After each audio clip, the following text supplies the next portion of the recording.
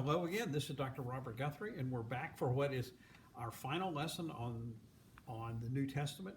If you remember, 39 lessons ago, the pandemic hit, and we had to go out of in-person Sunday school, in-person, too many years in medicine, in-person Sunday school, and we started doing this remote YouTube to continue the class.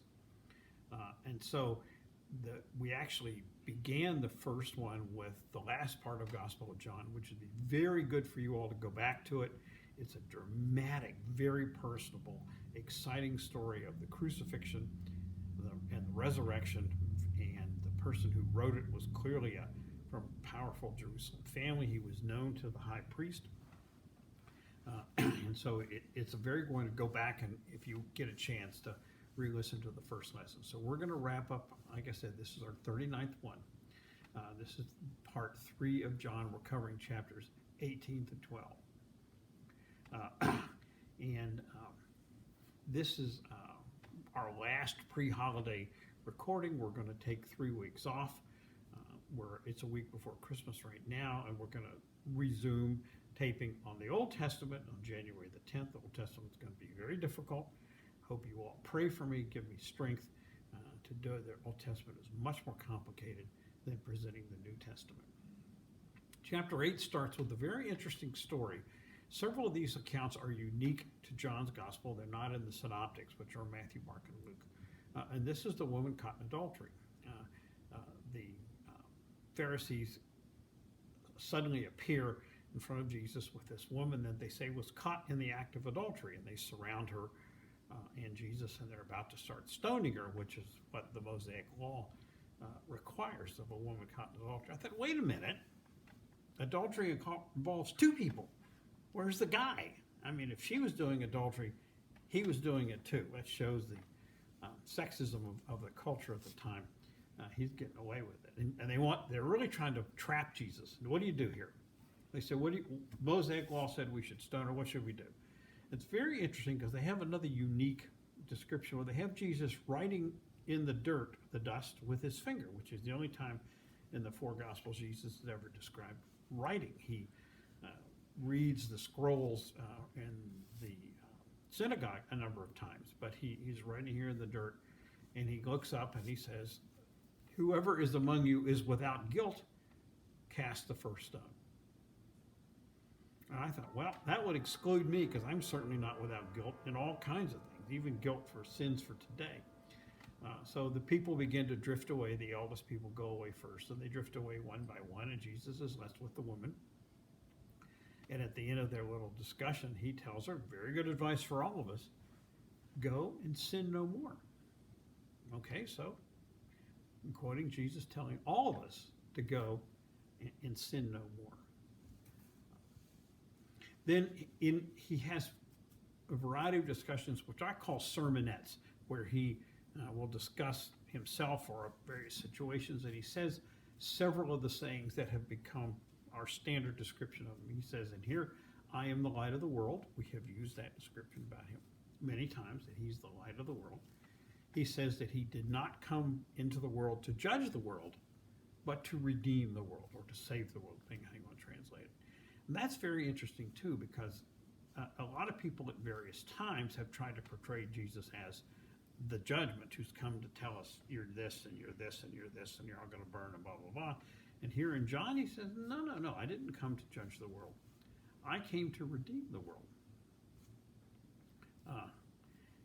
And then he has another interesting one, which is kind of in a different place in our culture. He says, you will know the truth, and the truth will make you free.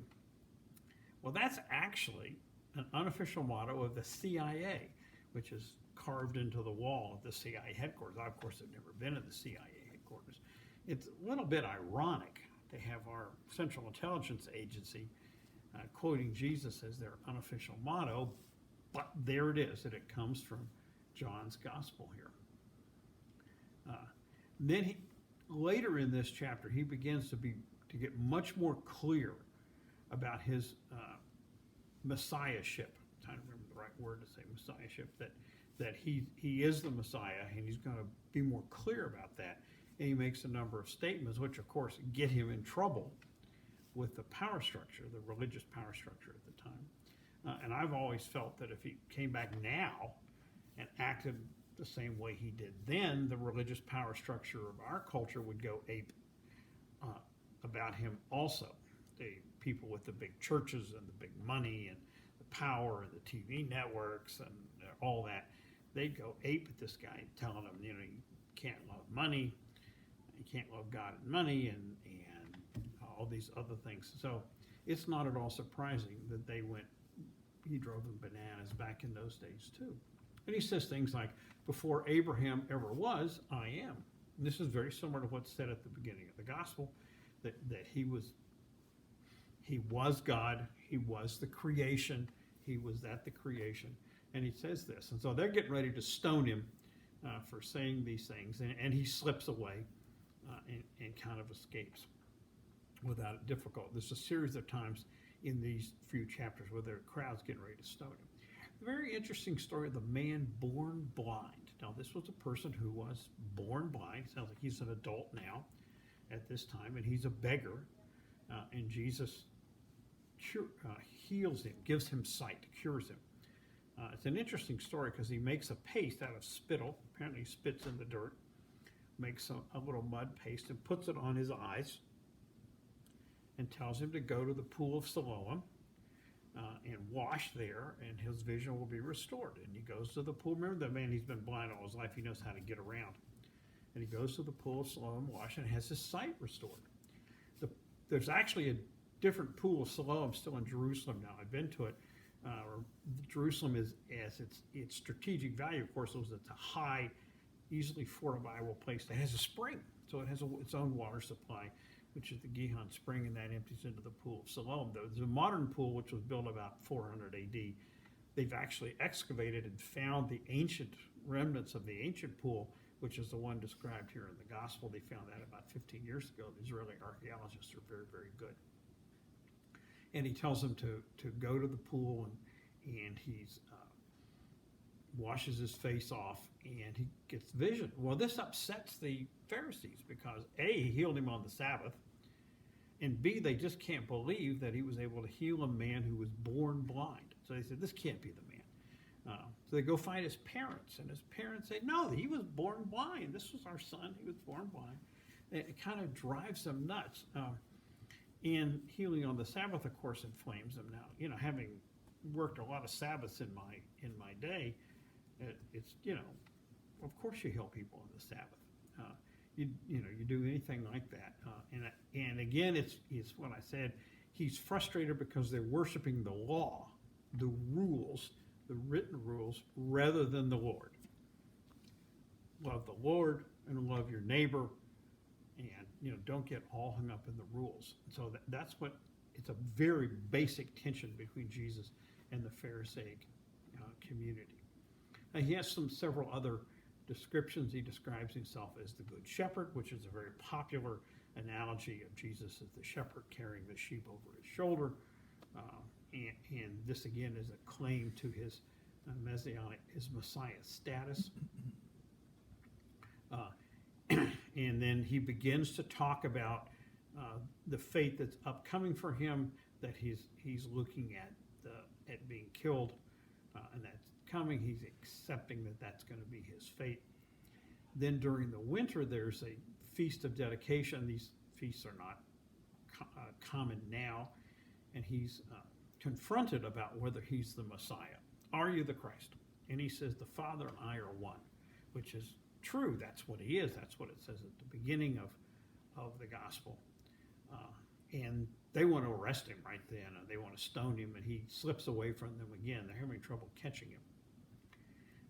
Then you get into the next chapter, and you have this, again, unique story. It's only in John, which is the raising of Lazarus. Now, Lazarus is the brother of Mary and Martha. Those are the two women that we've met earlier, where one of them was fussing around fixing the meal, and the other one was sitting at Jesus' feet listening to him, and the one who was cooking the meal was kind of angry at her sister, and he says, Martha, Martha, calm down. Join us here. This is more important. My time is limited.